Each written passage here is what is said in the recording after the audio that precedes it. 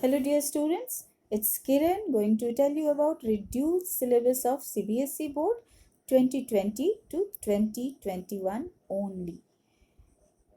Yes dear, आप ये बिल्कुल ध्यान से सुन लो कि ये सिर्फ और सिर्फ 2020 टू 2021 के लिए ही है। ये सिलेबस ना तो इससे पहले था और ना इसके बाद शायद होगा। तो ये आपके लिए है, केवल इस ईयर के बच्चों के लिए।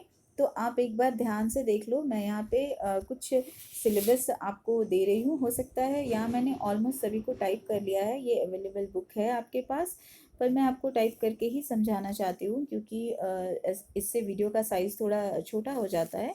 तो यहाँ पे मैं आपको लिख चुकी हूँ, आप देख रहे हो स्क्रीन पे आपको दिख रहा है। टाइपिंग मेरी हुई है और इसमें सारे चैप्टर्स ही हैं। स्पेशली आपको शायद सिविक्स वगैरह में ज़्यादा प्रॉब्लम दिखेगा। तो हो सकता है कुछ बच्चों के पास पुराने बुक होंगे, हो सकता है कुछ के पास नए होंगे। तो जैसे मैंने बोला कि कुछ जगह जाकर आपको प्रॉब्लम होगी, तो वहाँ पे मैं आपको क्लियर करूँगी क्या है। तो आप देखो शुरू से क्या है। इस साल के लिए आपको क्या पढ़ना है हिस्ट्री में। हिस्ट्री का सिलेबस जो है आपको simply first second and third chapter पढ़ना है, ठीक है। और मैं आपको बता दूं कि हिस्ट्री और ज्योग्राफी से मैप वर्क होता है। तो ये तीन चैप्टर्स आपके लिए मैप वर्क के लिए ज़्यादा यूज़फुल रहेंगे। क्या इन्हीं से आने वाले हिस्ट्री के मैप ऑलमोस्ट 3 मार्क्स के आते हैं। 3 मार्क्स के मैप्स हिस्ट्री से और 3 मार्क्स के मैप ज्योग्राफी से होते हैं। तो ये तीन चैप्टर पढ़ना है, French revolution, socialism in Europe and Russian revolution, third is Nazism and rise of Hitler. बाकी जो ये 4 5 6 चैप्टर्स हैं ये नहीं आ रहे हैं इस टर्म में, या फिर इस बार के फाइनल एग्ज़ाम में हटा दिए गए हैं फुली, ठीक है। और इसके बाद मैं ज्योग्राफी के लिए आपको बताने जा रही हूँ, तो आप ध्यान से देख लेना ज्योग्राफी में क्या है, और आप चाहें तो इसको टिक कर सकते हो, स्क्रीनशॉट ले सकते हो। यहाँ पे मैं आपको बता रही हूँ ज्योग्राफी के लिए। ज्योग्राफी का जो ये पहला चैप्टर है ये पूरी तरह से कंप्लीट करना है आपको। Physical chapters physical features of India second chapter आपको कंप्लीट करना है। In fact I give you notes, actually 3 chapters का मैं आपको दे चुकी हूँ क्लासेस में, आई मीन ऑनलाइन क्लासेस में। लेकिन यहाँ पर पहला और जो दूसरा चैप्टर है फर्स्ट एंड सेकंड, इसके लिए तो आपको पूरा कंप्लीट करना है। लेकिन थर्ड चैप्टर में एक ट्विस्ट है, वो आप ध्यान से देखो। इसका कोई भी नोट्स आपको लर्न नहीं करना, सिर्फ मैप वर्क पढ़ना है। क्या पढ़ना है? मैप वर्क, ठीक है।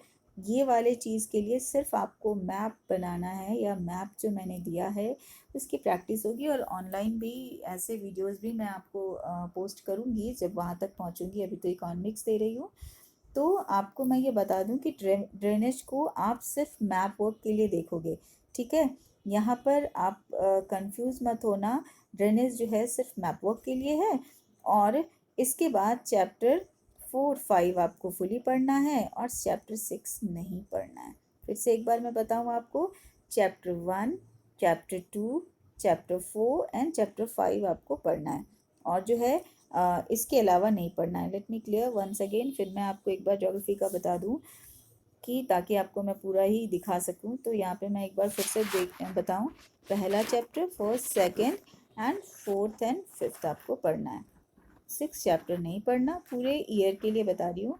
ड्रेनेज से केवल मैप वर्क आएगा। ड्रेनेज से क्या आपको पढ़ना है? केवल मैप वर्क, इसके नोट्स नहीं पढ़ने, ओके। एंड नेक्स्ट चीज़ मैं आपको, माई टेक्निकल एरर वंस अगेन, यहाँ पे मैं आपको दिखाऊं सिविक्स के लिए या पॉलिटिकल साइंस जिसको आप कहते हो। तो सिविक्स में बहुत कन्फ्यूज़न है, आप बिल्कुल ध्यान से देखना।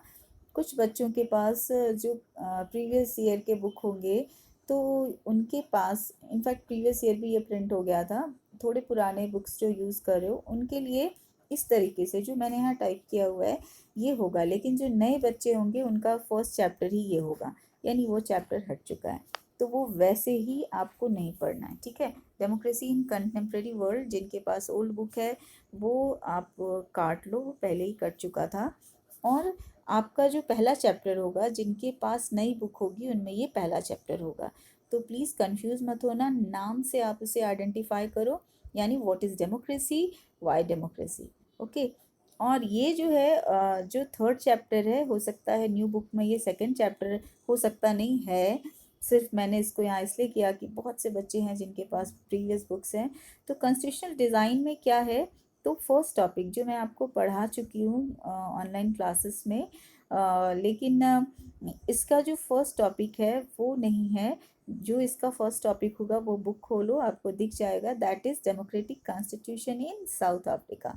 स्पेशली जो नेल्सन मंडेला के ऊपर है वो नहीं करना, यानी वो पार्ट इसका हट गया तो आप बोल सकते हो वो आधे चैप्टर्स की चर्चा हम कर सकते हैं, तो उसका सिर्फ वो पार्ट नहीं आ रहा है, बाकी पार्ट आएगा।